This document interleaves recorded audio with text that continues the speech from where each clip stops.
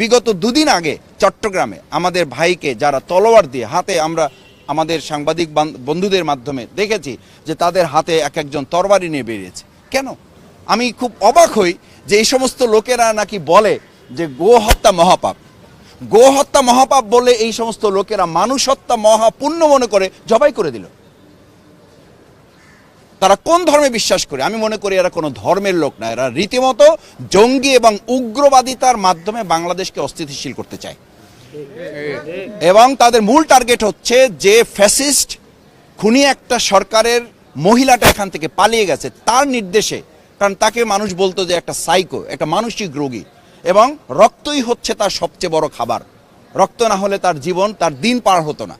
তার নির্দেশে পার্শ্ববর্তী রাষ্ট্রে বসে তাদের ইন্ধনে এই সমস্ত কার্যক্রম তারা পরিচালনা করছে, কারণ তাদের জ্ঞানের কোনো বহন নাই, তাদের জ্ঞানের শূন্য তাদের মধ্যে নাই।